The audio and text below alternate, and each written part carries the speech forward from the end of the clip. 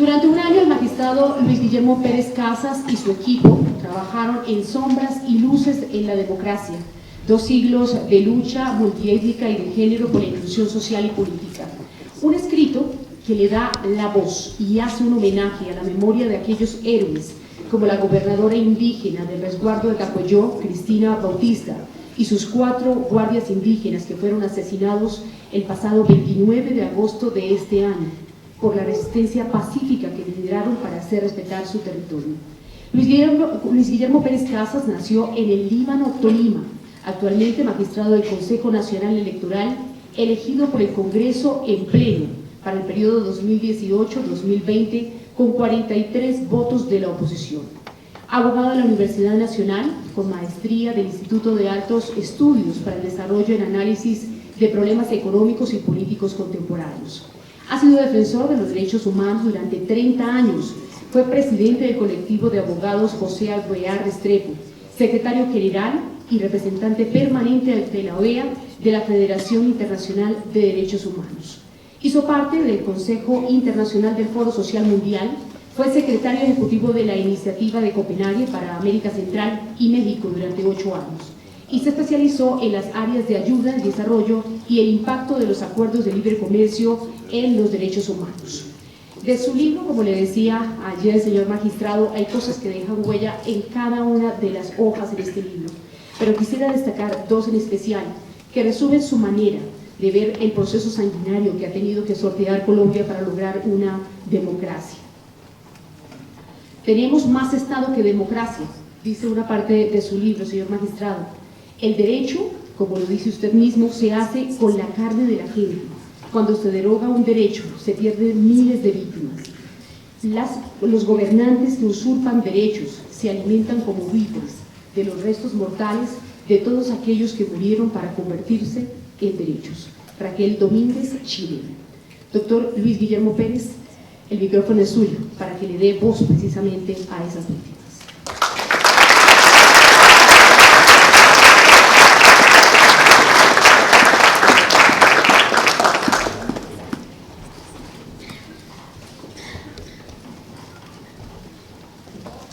Muy buenas tardes a todas y a todos. Un saludo muy especial, un reconocimiento especial a la Universidad Autónoma de Colombia, al doctor Ricardo Borges Giraldo, que tuvo que quitarnos por compromisos académicos, a Hernán Rodríguez de posgrado, que nos facilitó realmente la posibilidad de hacer esta presentación esta tarde en la universidad, y un agradecimiento muy especial a Alexander Vega como registrador nacional del Estado Civil. Y efectivamente hemos tenido diálogos profundos sobre los grandes retos de la democracia colombiana y del proceso electoral. Con Hernán Penagos, con el nuevo registrador, hemos asumido el compromiso de erradicar por completo la corrupción dentro de la organización electoral, de contribuir de forma decidida a erradicar la corrupción en los procesos electorales y que finalmente la ciudadanía colombiana pueda tener la certeza, no importa a cuál fuerza política pertenezca, que lo que se escruta es la voluntad popular, es el respeto de la democracia. Y por supuesto un gran agradecimiento a mi amigo Hernán Penagos. Lo conocía ya cuando era presidente de la Cámara de Representantes, cuando se echó al hombro la implementación de los actos legislativos del Acuerdo de Paz, pero he aprendido a tenerle una profunda admiración y respeto por no solamente su gran profesionalismo, sino con el compromiso de sacar adelante el Consejo Nacional Electoral. Ha invertido mucho en que por fin ahora tengamos los decretos que nos garantizan la autonomía administrativa y presupuestal del Consejo Nacional Electoral. Y quiero saludar, por supuesto, también a mis colegas que me acompañan esta tarde del Consejo Nacional Electoral, a la doctora Doris Méndez, con quien recientemente, y gracias al apoyo de los demás colegas en el Consejo, tomamos decisiones históricas para que finalmente tomemos medidas afirmativas de forma a garantizar una mayor inclusión política de las mujeres en la democracia colombiana, cambiando completamente la doctrina del Consejo Nacional Electoral anterior para garantizar que listas conformadas solamente por mujeres sean consideradas legítimas a la luz de la Constitución política y de la ley electoral. Y también quiero saludar aquí a dos personajes extraordinarios, a Pedro Felipe Gutiérrez, quien es mi contradictor permanente en el Consejo Nacional Electoral, a su padre Amado Gutiérrez, un hombre de unas grandes calidades académicas, un gran jurista al que hemos aprendido mucho, que invitamos con frecuencia a que nos comparta su sabiduría en el auditorio del Consejo Nacional Electoral. Y Pedro Felipe es mi principal contradictor. Y Pedro Felipe, ayer para celebrar mi cumpleaños, llevó a Juan José, su hijo, a que me diera un concierto de violín en mi despacho. Y allí está Virgilio Almanza, donde está Virgilio. También a mi querido colega Enrique Rosso. Asistí recién a la procesión de Virgilio Almanza en la Casa de Nariño con el presidente de la República, Iván Duque. Tuve la oportunidad de decirle al presidente una sola frase: escucha al pueblo, que es la voz de Dios. Escucha al pueblo, señor presidente. Bueno, quiero saludar, por supuesto, a Tiquigua. Desde que conocí a Tiquigua la he seguido con mucho interés, porque creo que ella representa los paradigmas que la humanidad necesita, que Colombia necesita de concejal de la ciudad. Y efectivamente la vamos a seguir y vamos a respaldar a Tiquigua en la posibilidad de que esos nuevos paradigmas lleguen a aplicarse para el bienestar de nuestra población, de nuestro país, de la humanidad en su conjunto. Bueno, y Piedad, gracias por sabido de tus quebrantos de salud, gracias por haber aceptado estar esta tarde acompañándonos. Le tengo un profundo aprecio y un profundo respeto a Piedad. Yo le he manifestado a ella desde hace varios años que efectivamente tenemos una enorme deuda con ella, que tenemos que resarcirla más temprano que tarde, como corresponde. Conozco de los inmensos sacrificios, de cuántas veces ha puesto en riesgo su vida y la de su propia familia por contribuir a transformar este Estado y esta sociedad.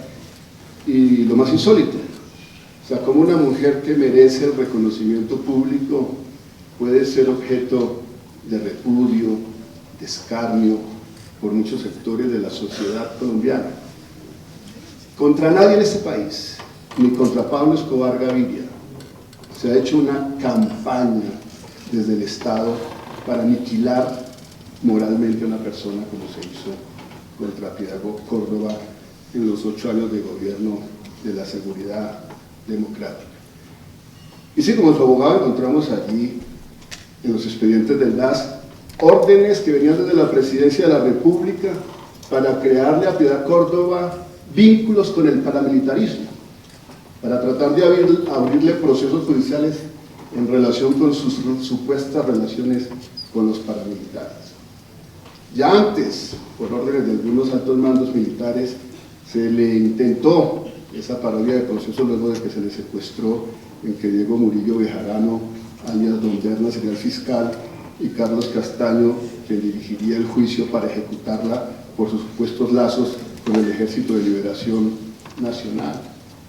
Luego, cuando el propio Álvaro Uribe Vélez la nombra en intermediación con las causas humanitarias y de la paz para que ayude a liberar secuestrados en Colombia en poder de las Fuerzas Armadas Revolucionarias de Colombia, junto con el presidente Hugo Chávez Frías, y luego esa persecución para destruir miles de millones de pesos y más de 500 hombres se dedicaron, pagos por el Estado, para perseguir a Piedad Córdoba, para destruirla, Se compraron periodistas para que hicieran columnas de opinión en contra de Piedad Córdoba.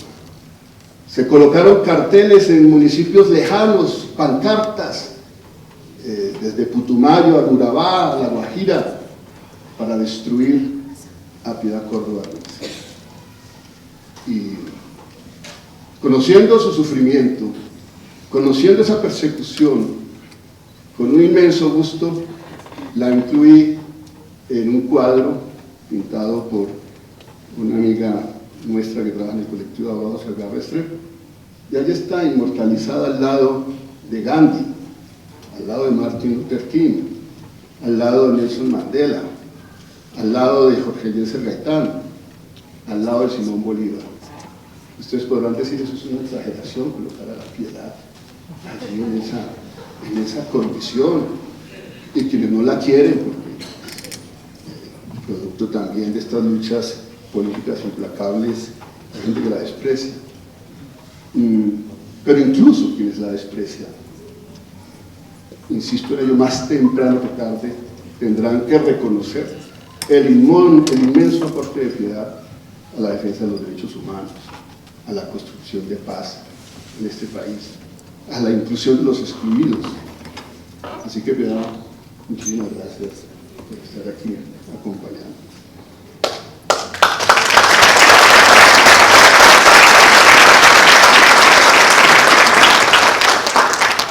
Bueno, y quiero, por supuesto, brindar agradecimientos especiales a quienes me han ayudado a hacer esta obra, a hacer este libro.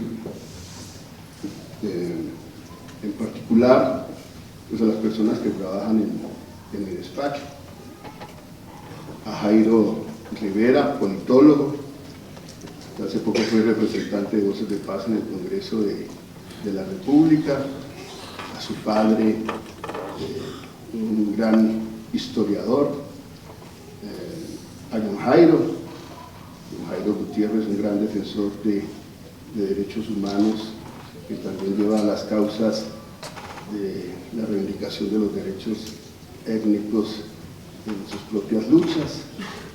A Marcela Llano, politóloga y feminista, que también tengo el gusto de que trabaje conmigo. Y tengo que mencionar de manera especial a Nicolás Escandón Henao, quien tuvo que pasar varias noches sin dormir, que tiene dos gemelitos, otra niña pequeña, sin dormir, para ayudarme a sacar este libro adelante. A Jaime Jurado, un gran jurista, un humanista, un poeta, un escritor, que también me ayudó en la revisión de estilo. Y Andrés Jurado, su hermano, que ha trabajado implacablemente hasta altas horas de la noche, estas últimas jornadas, para lograr que hoy ustedes puedan tener en sus manos este libro. Y este libro está dedicado en particular a mi familia, a mi madre, que vive en el exilio, a mi hermana que vive en el exilio, a mis sobrinos que viven en el exilio, a mis 3 hijos mayores que viven en el exilio, a mis 3 nietas que viven en el exilio y que han crecido confundidas entre 3 patrias, Chile, Colombia y Bélgica. Está dedicado de manera particular me preguntaba un periodista esta mañana, ¿usted por qué escribió este libro? Yo le respondí, lo escribí por Luisa María de la Paz, mi hija que está por aquí, que va a cumplir 5 años. Y le puse de la Paz, justamente porque nació cuando se estaba desarrollando las negociaciones finales del acuerdo entre el gobierno colombiano y la FARC, y en la esperanza de que efectivamente algún día este país se transforme, algún día aprendamos a escucharnos, a respetarnos, a que no nos asesinemos por las ideas, a que seamos capaces de disentir, de diferir, de respetar a los demás, de que es profundamente para una sociedad muy rica la diversidad, la pluralidad, en la confrontación de las ideas de los seres humanos mejoran y las democracias avanzan. Pero todavía seguimos sometidos a esta larga y difícil cultura de exterminio. Y este libro está dedicado también a tu hija, Pedro Felipe, a Sofía, que va a cumplir 2 años, ¿no? 1 año, va a cumplir 1 año, perdón, 1 año. Y a todos los niños y niñas de este país, a las futuras generaciones que esperamos nosotros puedan vivir en un país distinto al que nos ha tocado sufrir. Entonces este libro está escrito con mucha humildad para los académicos que hay aquí, que hay varios, pues van a sentir una frustración porque aquí no hay una obra científica. Este no es un texto para académicos, este es un texto que es una creación colectiva que debe servir en algo para las luchas sociales de ese país. Está escrito para eso, está escrito para reivindicar la memoria de aquellos hombres y mujeres que sacrificaron sus existencias o siguen arriesgando su vida por hacer de este país un país mucho más amable.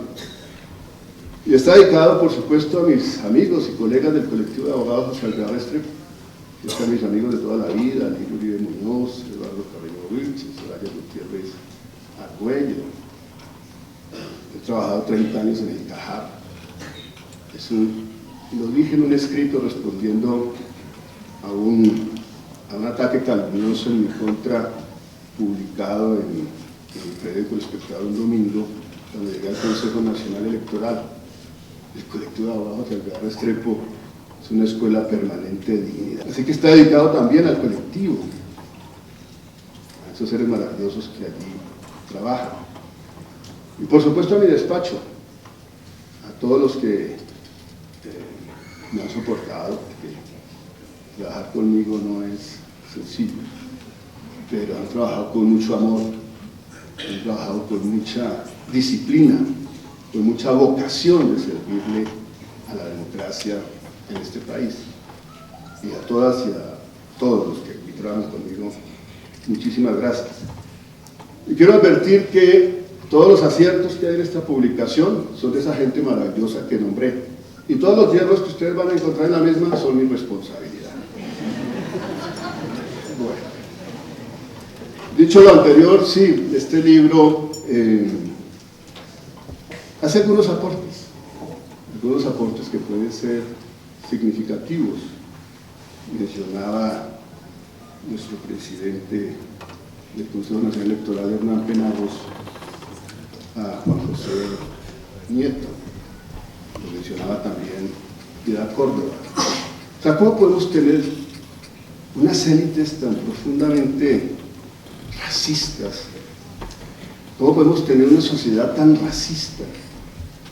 Si el único presidente negro que ha tenido este país lo hayamos echado a los ríos y lo hayamos blanqueado en un cuadro para ponerlo allí entre los expresidentes de la República. Eso es absolutamente insólito.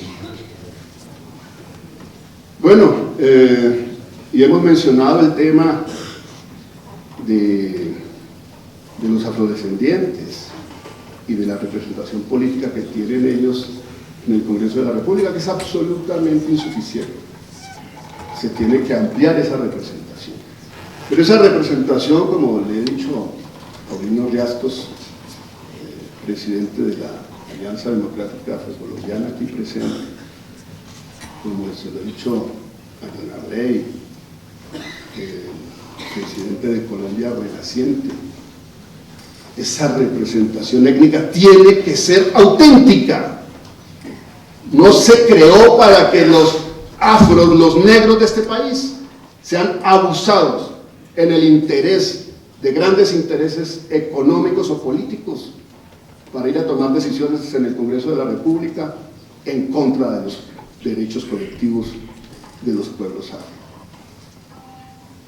Y bueno, yo los he invitado a ellos, los he invitado a todos los consejos comunitarios afro, como invitado al Gobierno Nacional, a la ministra del Interior, a mis colegas en el Consejo Nacional Electoral, que creemos una hoja de ruta. Y por supuesto con la participación de los afros. Espero, señor registrador, que ahora que usted ha tenido a bien aceptar esta iniciativa de crear esta Dirección de Participación Ciudadana en la Registraduría, esa coordinación sobre los pueblos afros, nos ayude a llegar a todos esos consejos comunitarios para que de manera colectiva, de manera consensuada, podamos llevar propuestas de modificación legislativa al Congreso de la República. Y bueno, ahí está la representación indígena. Ahí se hace una valoración que por los mismos procesos organizativos de los pueblos indígenas ha sido posible que tengan una mayor representación parlamentaria, tanto en el Senado como en la Cámara, pero aún es una representación insuficiente. Aquí estamos hablando nosotros de casi 5 millones de afros, seguramente más, fueron mal contados en el último censo electoral, que los redujo de 4,5 millones del censo del 2005 a 2,8 millones del año 2018. No, eso no puede ser, eso es inconcebible que eso pase. O a los indígenas que estaban representados en el censo nacional y que ahora se reconoce que son casi 2 millones de personas, 115 pueblos, muchos de ellos en peligro de exterminio, como lo ha indicado la Corte Constitucional, para obligar al Estado a tomar las medidas preventivas para impedir que desaparezcan de la faz de la tierra. Por supuesto, cada comunidad indígena que desaparezca es una pérdida inmensa para Colombia y para toda la humanidad. Y en el libro hablo también de otro personaje, de otro indígena maravilloso, del que nunca me hablaron a mí, ni en la escuela, ni en el bachillerato. Me acuerdo que nos hacían aprender de memoria los nombres de todos los expresidentes de la República, desde la primera acta de independencia hasta el último gobierno de turno. Y no se nos hablaba de José María Melo, el único indígena en Colombia que ha sido presidente de la República, nacido en Chaparral, paisano nuestro, del Tolima, indio Quijao, un intelectual, un hombre supremamente capaz, que fue presidente de la República, que tenía ideas muy progresistas para la época y que luego terminó sometido al destierro cuando perdiera el poder, con 200 más artesanos que habían luchado por transformar este país, esta sociedad, este Estado, y también fueron desterrados de la patria. Y bueno, ¿qué se conoce de este hombre extraordinario? Hizo un recorrido por Centroamérica para terminar sumándose a la causa de la soberanía del pueblo mexicano, para enfrentarse a 3 imperios europeos que querían convertir a México en una extensión de sus intereses geoestratégicos, y al lado Benito Juárez, quien lo nombró general para que luchara por la causa de la libertad de México, de la independencia de México, de la soberanía de México. Ese indígena extraordinario fue capturado en combate y fue vilmente asesinado.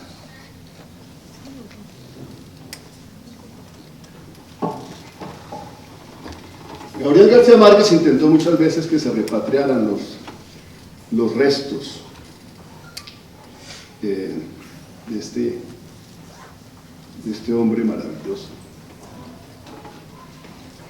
y sus restos siguen allá perdidos, en el olvido, en un pueblito olvidado de Chiapas. ¿Cuándo este país tendrá la decencia,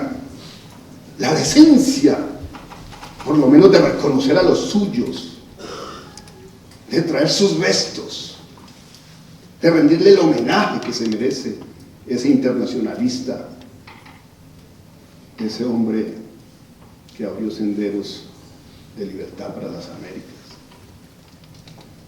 Pero bueno,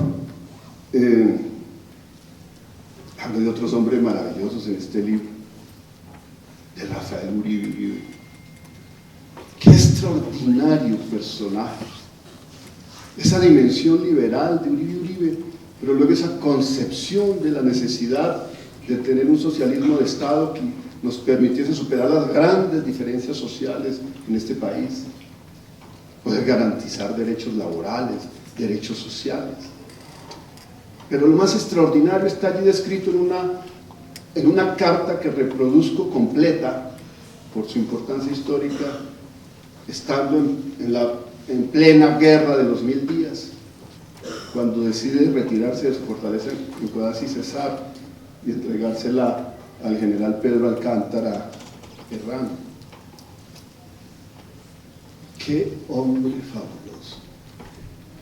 El hombre allí en unas cuantas líneas, en medio de esa confrontación brutal con su enemigo, contra el gobierno, nos da unas profundas lecciones de humanismo.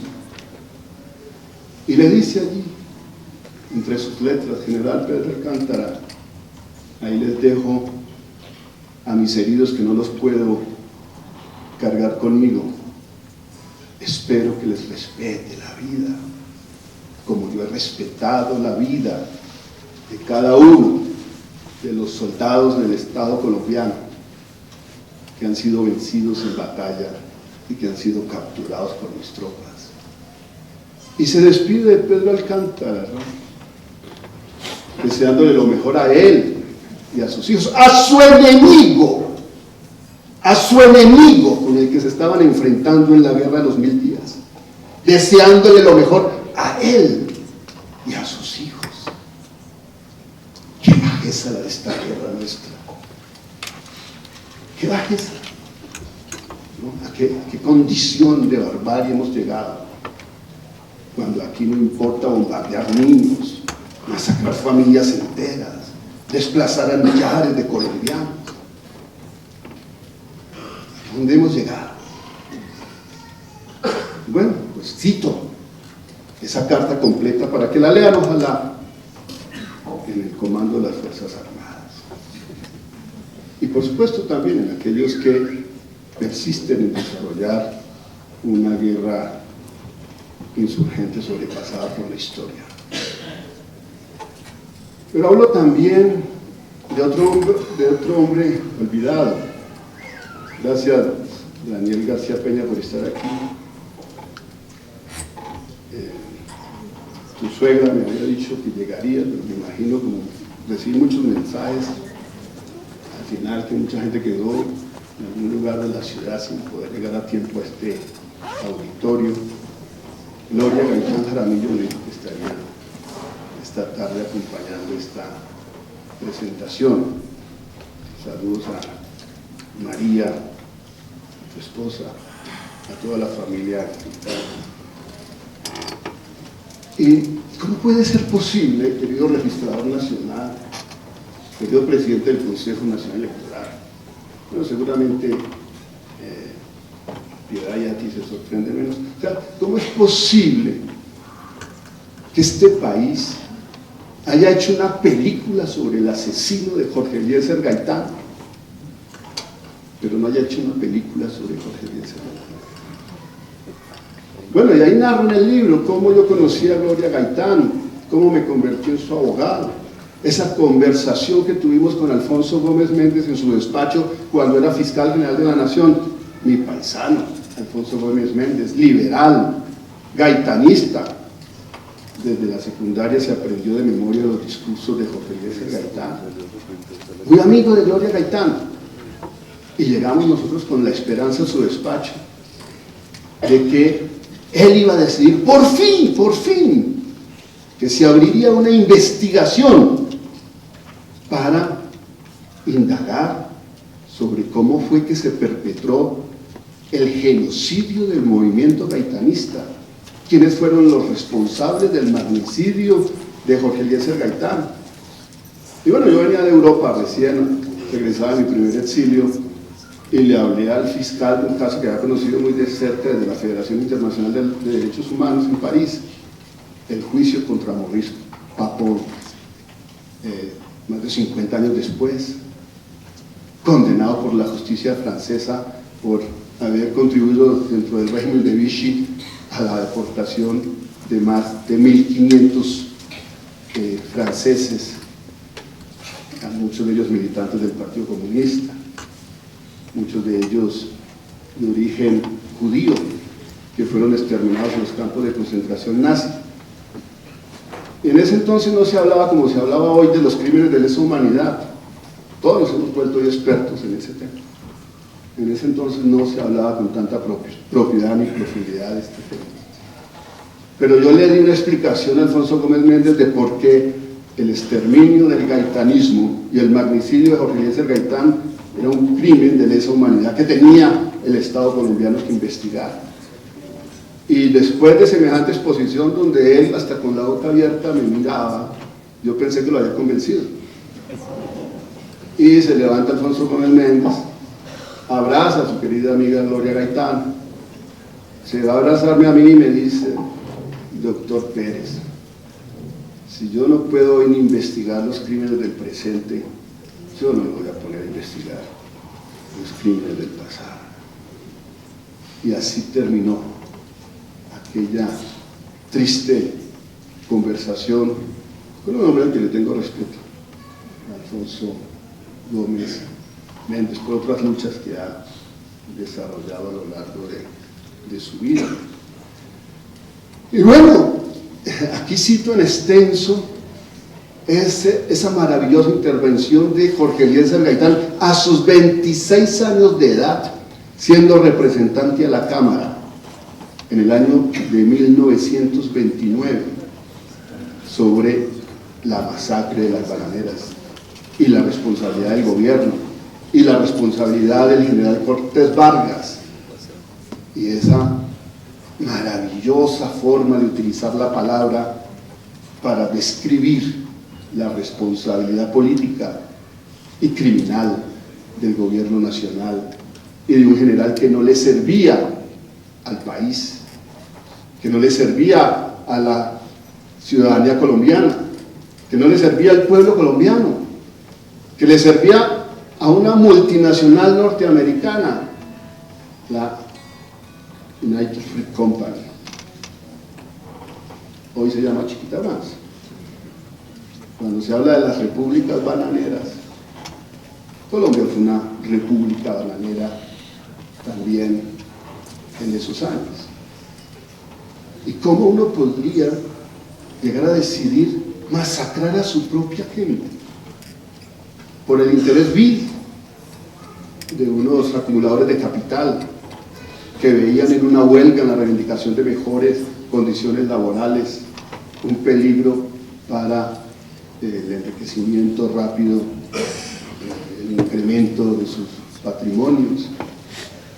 ¿Y cómo podía uno colocar a la fuerza pública, al Ejército Nacional, pago por el presupuesto colombiano, a que esos soldados de la patria se convirtieran en asesinos, en violadores, y que terminaran masacrando a los huelguistas como los masacraron? Y ahí está el relato de ese proceso, de esa audiencia que realizara Gaitán. Pero bueno, reivindico muchos otros pasajes, otros pasajes de la lucha de Jorge Eliezer Gaitán. Culmino con una señor registrador que me parece muy importante, querido presidente del Consejo Nacional Electoral, queridos colegas míos. Aquí está el registrador distrital, querido Carlos Coronel. El tema del voto obligatorio. esas intervenciones de Gaitán las comparto plenamente. Sus discursos en el Congreso de la República a favor de introducir el voto obligatorio. ¿Y qué decía Gaitán en la época? Eso ayudaría a eliminar el clientelismo político, ayudaría a eliminar la corrupción electoral, ayudaría a que unas minorías no estuviesen suplantando la voluntad popular y gobernando los destinos de la patria. Obviamente que lo escribe y lo dijo mejor Jorge Eliezer Gaitán, de lo que yo lo estoy citando aquí, pero ahí está en el texto sus palabras, que son mucho más profundas y ricas de lo que yo aquí cito.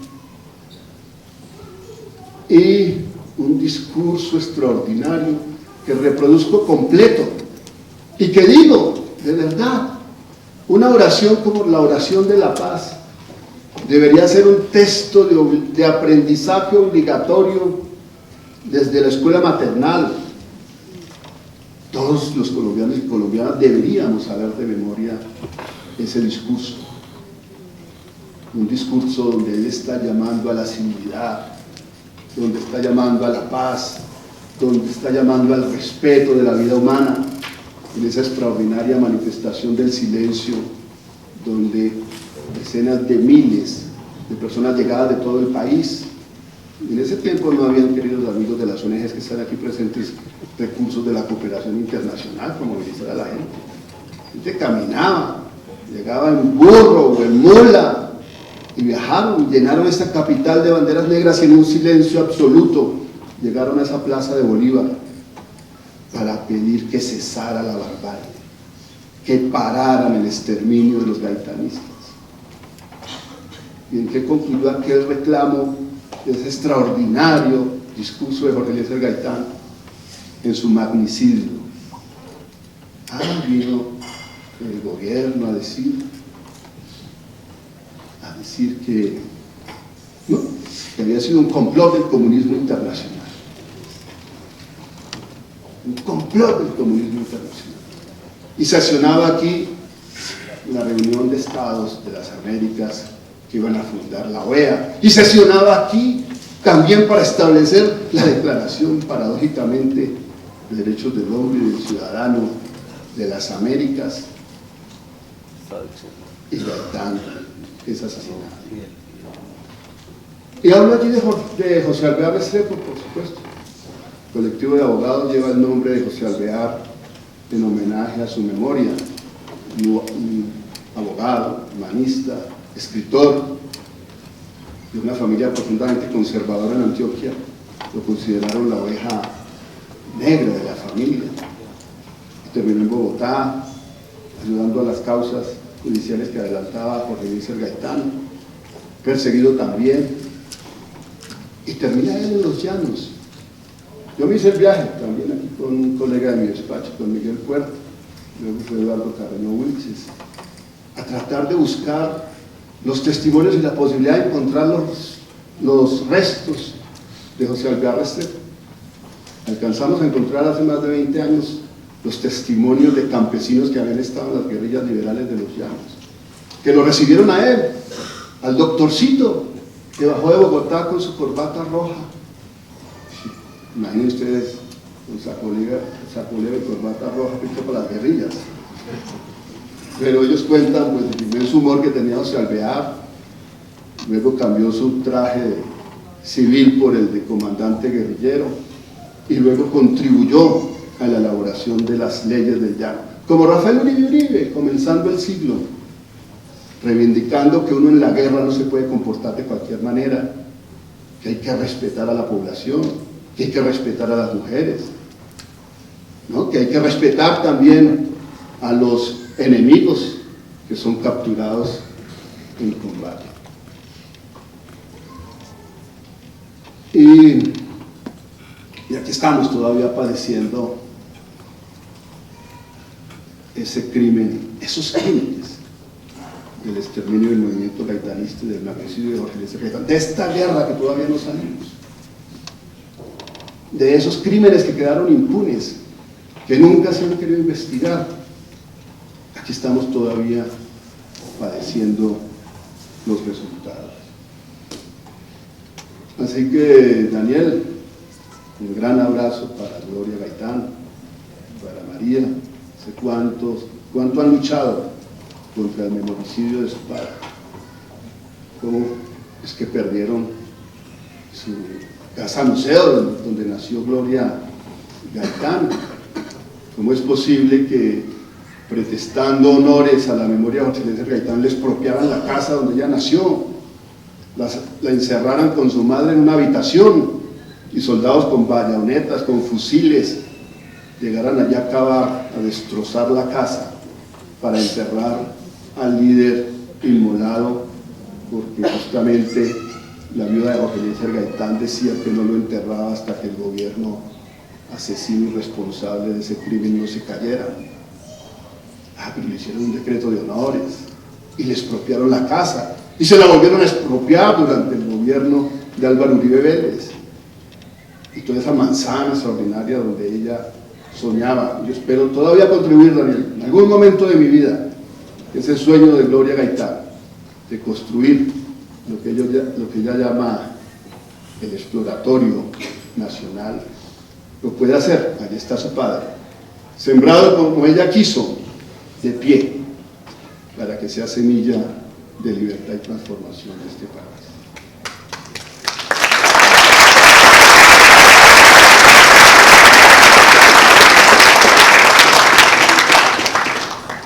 Y bueno, luego pasamos a otros episodios de la historia nacional, del Frente Nacional, del surgimiento de las guerrillas en Colombia. Eso se hubiese podido evitar. Se hubiese podido evitar, señor registrador, doctor Penagos, querida Piedad, querido auditorio, se hubiese podido evitar el surgimiento de las Fuerzas Armadas Revolucionarias de Colombia si no se hubiese actuado con la torpeza desde el gobierno nacional, presionado por el gobierno de los Estados Unidos, de ir a exterminar a unos campesinos que autónomamente, desplazados por la violencia, habían colonizado territorios y se habían congregado en comunidades con algún nivel de socialización de su producción y de la renta de ese trabajo. Y se decidió que había que exterminarlos, que había que bombardearlos. Y llegaron decenas de aviones de las Fuerzas Armadas, pertrechadas por el ejército de los Estados Unidos, con miles de hombres para exterminar a aquellos campesinos que unos venían de esa guerra que se desató con el magnicidio de Jorge Eliezer Gaitán, como Pedro Antonio Marín, alias Manuel Marulanda Vélez, y con esa experiencia militar resistieron esa agresión del Estado y conformaron las Fuerzas Armadas Revolucionarias de Colombia. Y ustedes van a encontrar un testimonio, una carta que reproduje en el libro, también completa, de una quincena de intelectuales franceses, de Jean-Paul Sartre, de Simone de Beauvoir. Ahí están todos los nombres. Una carta profunda, abierta, dirigida a los gobernantes de este país, al Estado colombiano, diciéndoles: ustedes no pueden continuar por la vía del exterminio de su propia gente, y solidarizándose con aquellos campesinos. Cuánto dolor, cuántos millones de víctimas nos hubiésemos ahorrado si se hubiese escuchado a aquellas mentes preclaras de la humanidad como esos personajes.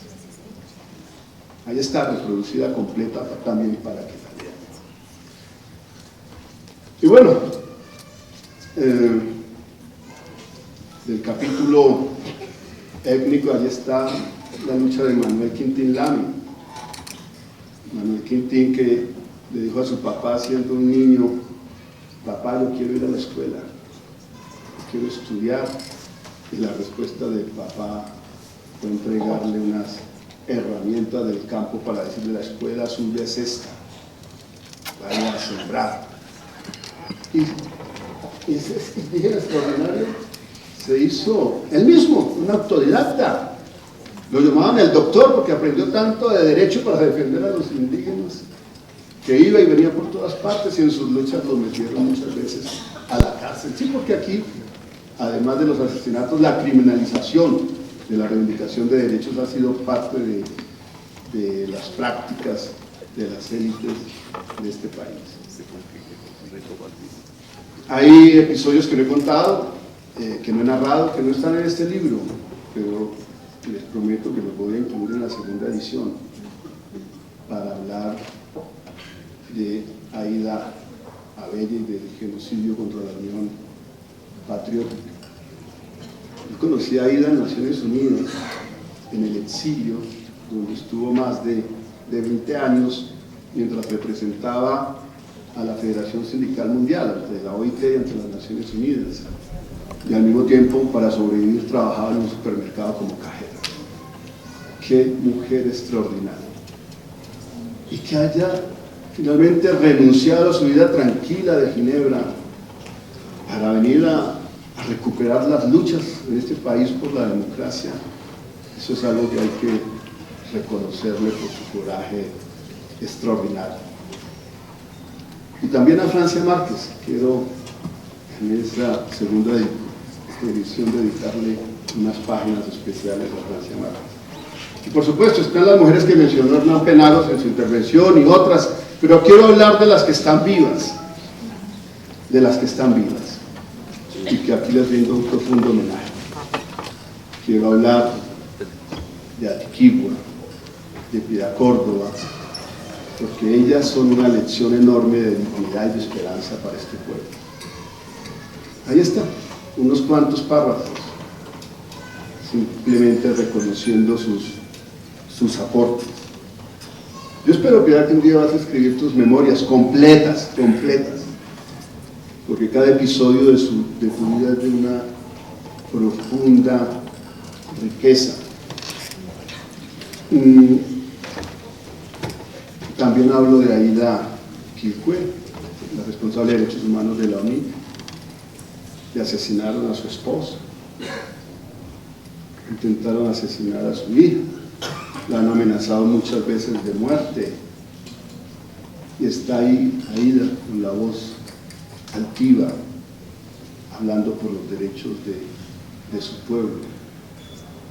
Y hablo de otra mujer extraordinaria que está aquí presente, Soraya Gutiérrez Argüello, presidenta del colectivo de abogados José Alvear Restrepo, que ha sobrevivido al terror,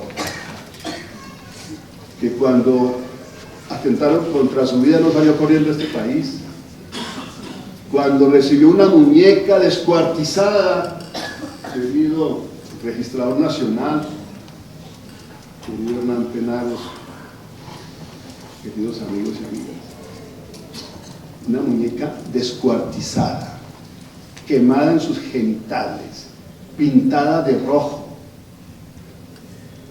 Soraya, madre de una única hija, donde le advertían que si seguía siendo defensora de derechos humanos, su pequeña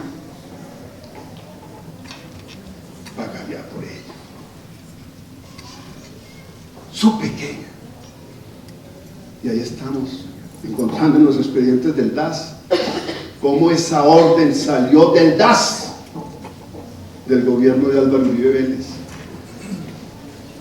Cómo aceptó el capitán de la Armada Nacional, Jorge Alberto Lagos, director de contrainteligencia, que efectivamente esa muñeca y ese mensaje de terror había surgido de un órgano de la inteligencia del Estado colombiano. ¡Qué vergüenza! Pagando uno a asesinos, pagando uno a torturadores, con el sacrificio del pueblo, con los impuestos de todos. Y Soraya no se fue, y aquí está. Por eso me complace mucho poderle rendir este homenaje e inmortalizar su lucha.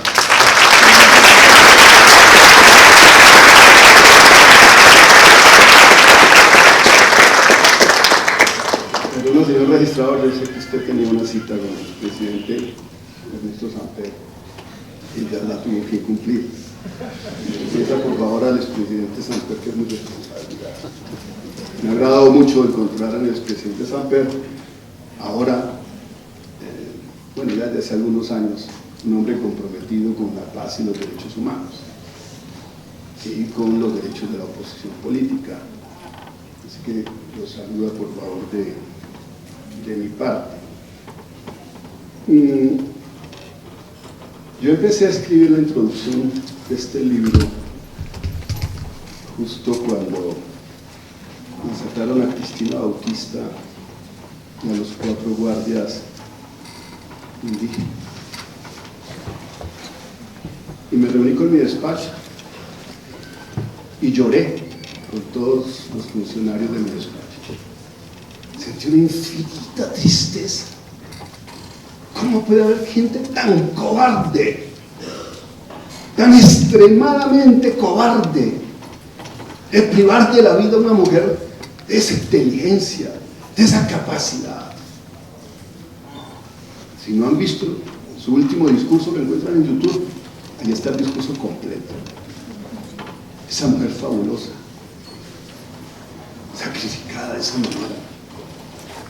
Es nuestra responsabilidad, sí, la de todos nosotros, la de los altos funcionarios del Estado, que crímenes como ese se sigan perpetrando en este país. Y les rindo un homenaje a Cristina Bautista y a sus guardias indígenas. Y cuando estaba escribiendo el epílogo, ya afanado y afanando a mi querido presidente del Consejo Nacional Electoral para que me terminara esa presentación, o si no, no iba a alcanzar a tener el libro impreso para traerlo hoy, escribiendo el epílogo, asesina el SMAT aquí, a unas cuadras de esta universidad, a este joven que no había cumplido los 18 años de edad, a Dylan Cruz. Y lo dije en una carta pública. El Estado y el gobierno tienen una enorme responsabilidad, todos tenemos una enorme responsabilidad de que esto no pase. Nosotros no podemos seguir tolerando tener dentro de las instituciones gentes que cometan crímenes. Nosotros no pagamos impuestos para tener corruptos dentro del Estado, ni asesinos dentro del Estado. No lo podemos hacer. Y por supuesto, es un llamado a la conciencia también. Allí me dirijo a todos los altos funcionarios del Estado, para que reflexionemos, para que escuchemos a este pueblo, para que escuchemos a estas personas, a esas millares de personas, a lo largo y ancho del país, que se han movilizado desde el 21 de noviembre, con sus cacerolazos.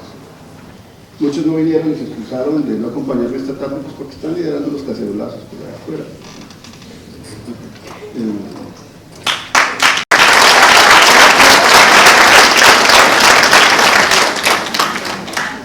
Pero sí, concluyo porque ya se ha hecho larga la presentación, y fuera de eso hay ciclovía nocturna, hay dificultades para regresar a las casas. No, concluyo diciendo, bueno, ¿y dónde están las luces de todo esto?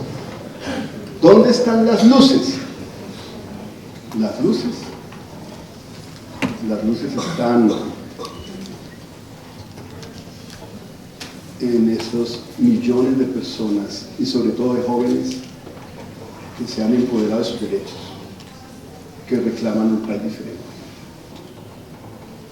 Las luces están en las elecciones del 27 de octubre, donde se demostró que pese a las maquinarias, que pese a las encuestas, que pese al gran poder mafioso de muchos capitales, la gente puede votar en conciencia. Y quiero agradecer, ya se fue Víctor de Correa Lugo,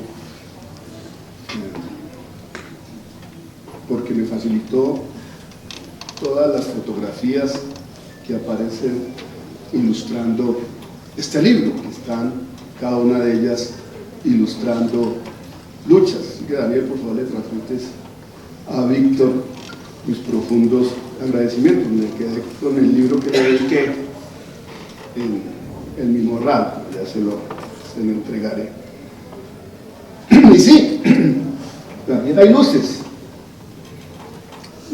como el registrador que a sus 40 años asume que va a contribuir a transformar profundamente el sistema electoral colombiano, que le va a dar garantías a la democracia y a todas las fuerzas políticas, que nadie dude de que efectivamente su voto se respeta.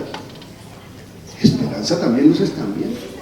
Cuando uno tiene un presidente del Consejo Nacional Electoral, de la estatura moral, de la experiencia política, de la capacidad profesional de Hernán Penagos, hay esperanzas porque hay mucha gente también dentro de la institucionalidad. Aquí hay muchos funcionarios de la registraduría, aquí están los que trae también Alexander Vega a acompañarlo en su mandato constitucional, gente con mucha experiencia, con mucha capacidad, que sin duda le aportará a que las luces se sigan extendiendo.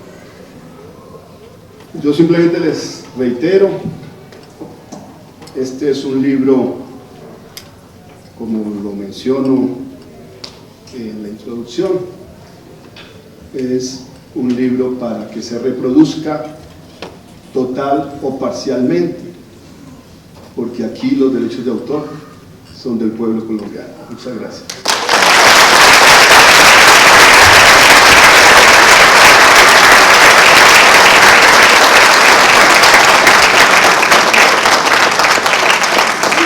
Felicitaciones por este excelente libro, doctor Luis Guillermo Pérez. Pues bien, de esta manera damos por finalizado el acto de lanzamiento del libro Sombras y Luces de la Democracia, 2 siglos de lucha multiétnica y de género por la inclusión social y política, de autoría del magistrado Luis Guillermo Pérez. A todos ustedes muchísimas gracias y que tengan una muy buena noche.